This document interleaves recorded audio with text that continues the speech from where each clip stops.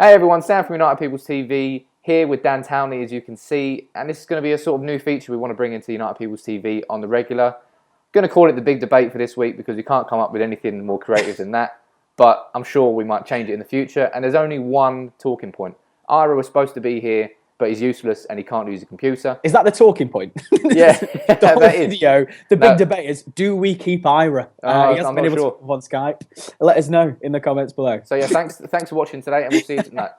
So basically the story today is all about Jose Mourinho. It's come out, I think in the past 72 hours, it's accelerated from back, if you're looking at Friday, it was when Dan Roan from the BBC was reporting that Jose Mourinho's representatives had held talks with United. And now we're here on Tuesday, or it's Wednesday now, saying Jose Mourinho is basically a done deal to United. Last night in the papers, the Express, the Daily Mail, the Mirror, the Star, the Telegraph, and El Confidencial out in Spain, all reporting the same thing. And it's hard to ignore, isn't it, Dan? Once it reaches a point where all the papers are saying it, it's not really guff. I think it was hard to ignore since he became available. Obviously, it's no hidden secret. It's the worst kept secret in football that Jose Mourinho has wanted the Man United job. Yeah. I think that's fair to say. So when Chelsea sacked him for the second time, and United were in the position they were thinking, this is perfect. He's got a point to prove now, in which he still has. He's got a point to prove that he's not the man he is that when he left Chelsea. He's not the kind of person who's going to leave a team in the second half of the table.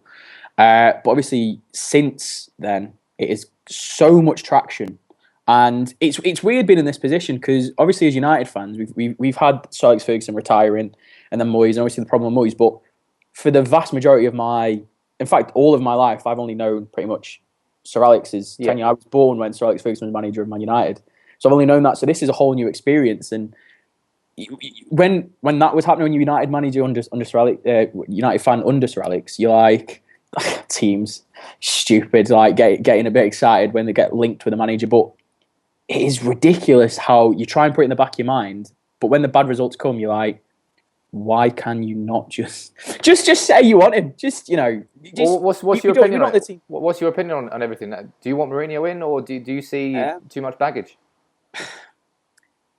Can I swear? Fuck no. Well, he's a dickhead, and that's what we want. We need a dickhead at Man United. People hate him. He is the manager equivalent of Man United. People either love him or fucking hate him. Yeah. And that is good. He needs to get under people's skin. The only person getting under Van Gaal's skin at the minute is the media, and that is when, that's it. They're in his head, and you can see him. He's changed. And I've always said this is like at the start of the season, Van Gaal controlled press conferences. He told them what to do, but now it seems like if they say the wrong thing, it just fires him up, and he bites, as you were saying off camera before. He's reacting a lot more than he ever was before. Yeah. It's weird seeing a Man United manager like that. Like completely, it seemed seemingly out of control with the media. Fergie was obviously notorious of banning journalists. Yeah, they could post one thing. It might be true, but if they post it, they're not coming back in the training ground for a couple of weeks. Show them who's the boss, and that's what he hasn't got at the minute. And I think he, not that the credibility's lost from United, but I think bringing Mourinho in will bring this sense of fear back, because I don't think anyone is scared of Man United at the minute. Oh, no, nobody comes to Old Trafford. When you're looking against 4 losses in a row against Wolfsburg, Norwich, Stoke, and Bournemouth. Yeah, who's going to teams which we should be smashing? Teams which, without a shadow of a doubt, we should be smashing. For one, I suppose, opposite of criticism, whatever that is. If you look at praise, yeah, it's not really praise, but it's how the Premier League has changed. There aren't any games in there anymore that you look at and go, yeah, it's guaranteed 3 points. Yeah, especially this season. I guess you could say this season is the weirdest Premier League season we've ever had. You're looking at Stoke spending 18.5 million on Mbula in January. Yeah, so exactly. You can't say that, but I think that's giving him a bit too much leeway. I think if you see the teams around you going, oh well, Spurs are doing all right. Spurs haven't been affected by this shift of what we call the top 4 power. Spurs have always been around there. Yeah. But they've just been getting on very, very kind of under the radar, picking up points, which is what United should be doing. Yeah. But we're dropping points, as you said, to the likes of Stoke, to the Norwiches, to the Bournemouth, and nothing against those teams. But Man United teams in the past would have been merciless against them. If that meant being 3 points away from top position, United would have gone all out, smashing them. But this negative football which United seem to be playing, and I've said this a few times when I was on fan cams and when after and like match reviews, this negative football it's starting to eat away at not just the players but the fans as well. Yeah. We're accepting this now. This is we've all accepted this brand of football. We're like, oh, it's Man United. We'll go into a game in the FA Cup. We got Shrewsbury Town coming up. We're like, they're the lower league team, but if they come up with the right heart, they could do us the way we've been playing. Well, what do you think? What do you think's next for United? I mean, for me, I don't really know how you can justify Louis van Gaal still being in the. If you're going to get rid of him now. Why, it should have been over Christmas. Delay the obvious? Christmas. I think what they were worried about is, and this is more of obviously a political view of Manchester United and the way it's run with the money. But I think if they got rid of him in December, which I think everyone would have been accepting of, they would have gone, yeah, fair enough. I mean, the loss to Stoke should have been the final nail in his coffin. Yeah. If they got rid of him in December, that would have meant a new manager coming in January wanting to buy players. Yeah, from that point there, if you look at how much Van Gaal spent in the summer, he spent 0 in January when he needed to make signings. Yeah. I think that might be indicative of the board saying, hold back. Yeah, and I think that's another reason why he's still there is because, well, they could sack him now, but because no money would have to be spent. But if they sacked him in December, somebody like Jose Mourinho wouldn't have accepted the team that he inherited. He would have wanted to add in January. He would have wanted to add players which he knows could play his style of football. Well, because obviously Mourinho's going to split the fan base at hands. We did a fans view, which will go up on the channel later on. A lot supporting Mourinho, and a lot against him. Can you understand the arguments from the other side? Completely, 100% completely understand. I mean, I think until this season, I have wanted to avoid Jose Mourinho. There was talk of him taking over after Sir Alex, and the whole the way he was when United played Madrid in the Champions League. Obviously, the nanny red card. The way he was respectful to the United fans, respectful to Manchester United. You got thinking then, because the retirement was already announced. Was that him almost handing in a CV? Yeah. And at the time, I was like, "There's no chance would I want Jose Mourinho anywhere near the team. He's not known for sticking around with a club for long, and that's what at the time what I thought Manchester United needed. But we obviously with Moyes, we needed somebody to steady the ship, as people have said. Van Gaal has done that. Don't get me wrong, but now it's almost rocking again, and it's this unrest which is going from the fans must be affecting the players as much as they say. They're all professionals and whatever they're saying in the crowd won't get to more the boos. Of course they will. Yeah, but Manchester United is known for backing no matter what happens until Moyes. It took forever before the whole of the stadium was against him. Forever. I'm not even sure if there was like audible boos against Mourinho. Sorry, not Mourinho, Moyes. Yeah, there were shite banners and stuff like that, but the stadium was always still singing for United. Yeah, it's a weird position with Van Gaal now. And obviously there's rumours that he tried to hand in his resignation, which got turned down twice. Whether or not that's true, but I think that says a lot about the club as well, not wanting to look the failure, more Ed Woodward side, who's in charge of all that stuff. I think something that's interesting in this whole Mourinho section, these Guardiola rumours that came out before, obviously Man City announced him, Man United were extremely quick to publicly deny them. Yeah. When the press went to them, they said absolutely not. The club right now have just stayed very, very silent on Mourinho. There's not been any sort of club statement saying, we're not interested in, we're backing Van Gaal, blah, blah, blah. I think the silence can be louder than action sometimes. Yeah, well, it's exactly the same as when Van Gaal came in during the World Cup. Nobody spoke about it. It was going to happen. Obviously, Van Gaal got asked about it. Man United got asked about it. Everybody was quiet. And then, lo and behold, it did happen. Again, you said before, before we started recording, it's a matter of if, isn't it? It's a matter of when, not if. Yeah. That's how it's going to be. Well, when do you think it should be? What is next for United? 2 months ago. Yeah. It should have been 2 months ago, but we've kept with him. I mean, do you see him here now to the end of the season? I see Van Gaal here to the end of the season, without a shadow of a doubt. They're not going to sack it. It's not going to be another Moyes effect where they stick Giggsy as the manager. It's not going to happen. And I think as well with the introduction of Mourinho at the end of the season or the beginning of the next season, I think it'll see the end of Ryan Giggs at Manchester United for a bit. I think I've as much as I think for people to even contemplate the idea of taking that risk on Giggs is just mind-boggling. Well, we've seen what happened with Gary Neville. Inexperience. Yes, you can talk the talk, but sticking yourself in that managerial position with the stress of the fans, the fans have gone against him pretty much straight away. It'll be very unforgiving for Giggs if he came in with very little experience, regardless to who he played under, regardless to who he's been sat next to for the past 2 years. That doesn't count for nothing. Whatever counts is what you do as manager. And it's far too much of a risk, especially with somebody like Jose Mourinho there. Too much of a risk to take Ryan Giggs right now. And when you're looking at, we've all been, Man City are the noisy neighbours, but they've now created, like piece by piece, they've now got the most money in the Premier League. They've got the best facilities in the Premier League. Now they've got the best manager in the Premier League. They've already got the best squad in the Premier League. They have everything they need now to dominate the Premier League. And yes. You're looking at who can combat that from United's perspective. You wouldn't put your money on Giggs, would you? No. I mean, we saw glimpses of Giggs at the end of the Moyes season. Well, not even full season. Moyes' kind of stint as manager.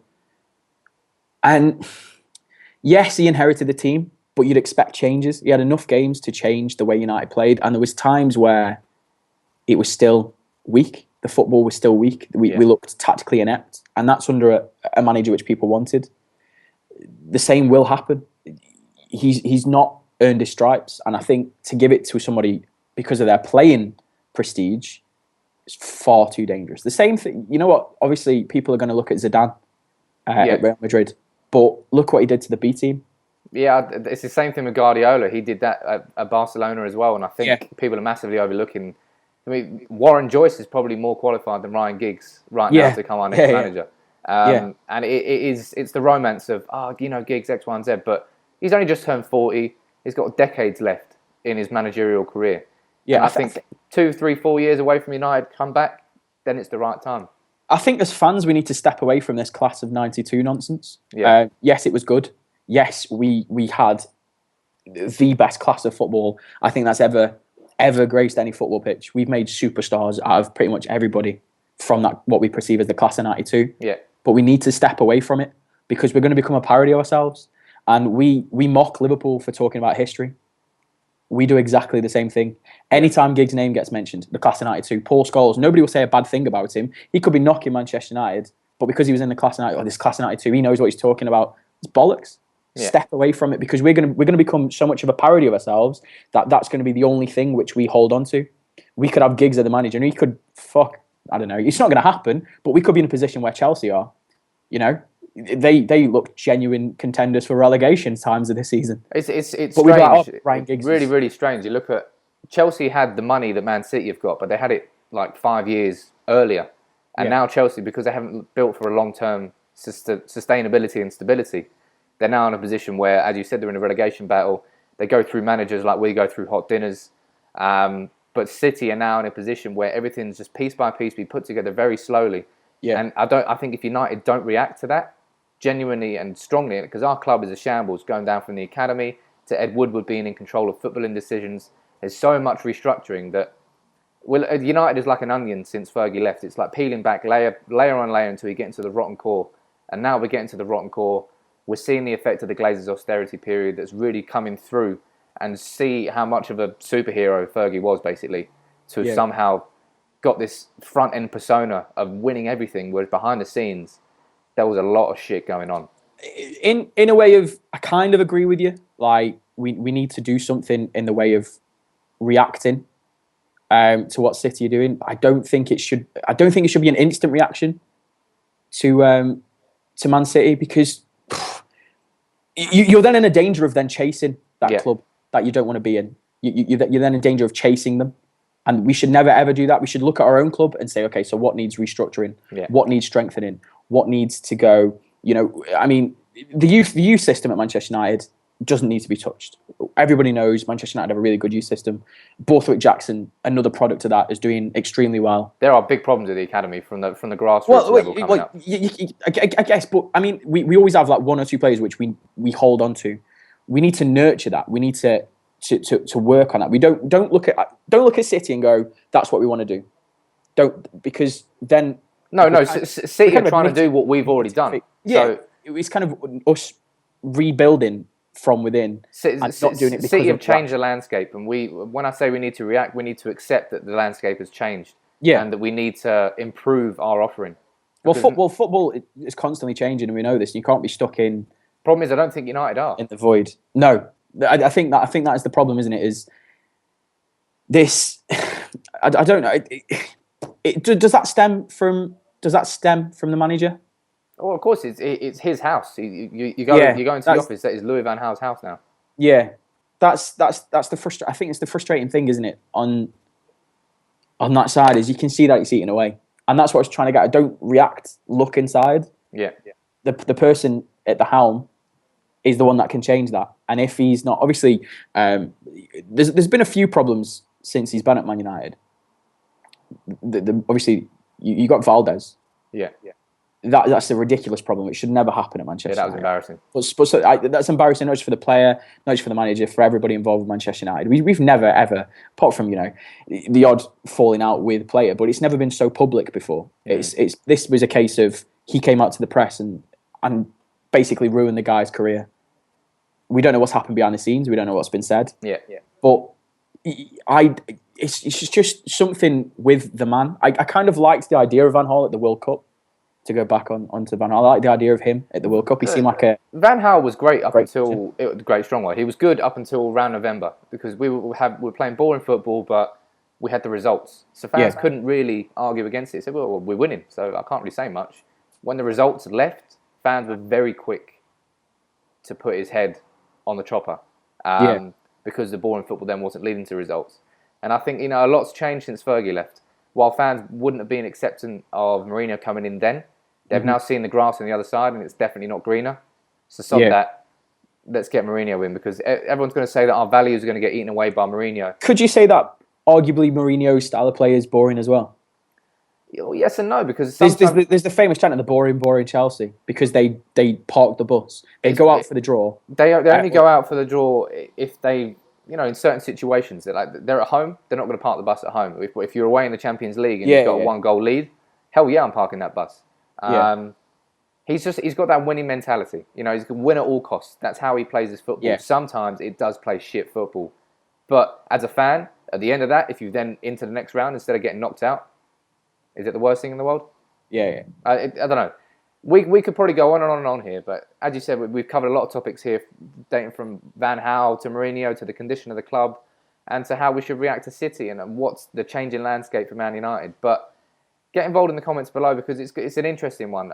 United are a club that needs a lot of restructuring right now, not just with Van Gaal. There are issues. Everyone's well aware of them, and they're coming more into the public eye. If you look at the share price of United, it's at the lowest price since 2012. That's probably going to make the investors react. I think Woodward's got to have a financial meeting on Thursday where he's going to reveal the turnovers of the last quarter, and it'll be interesting to see if there's any more pressures put onto United because of that. Because I don't think it's going to be the results that really change anything for Van Gaal. It's going to be what happens behind the scenes. Because, as we all know, United is run as a business first and a football club second. And that's one of the fundamental problems of why we've lost our identity. But that's a whole different conversation. So anyway, thanks for Dan coming in. Cheers, Dan. That's all right, man. Thanks for having me. I say coming in, I mean literally being on a video next to me. It's basically the same thing. I'm in the same place where I always would be. Exactly. So that's fine. Ira would have been here, but he can't use a computer. So we'll try and get Ira on next time. And if there's a debate you want us to have next week, just let us know in the comments below and we'll see what we can do. But for now, drop a like on the video, subscribe to United People's TV if you're new, and we'll see you soon. Take it easy. See you later, Dan. See ya. Going to be a Man United player before he did complete his move. They're all saying that Jose Mourinho has told his friends that it's basically a done deal for him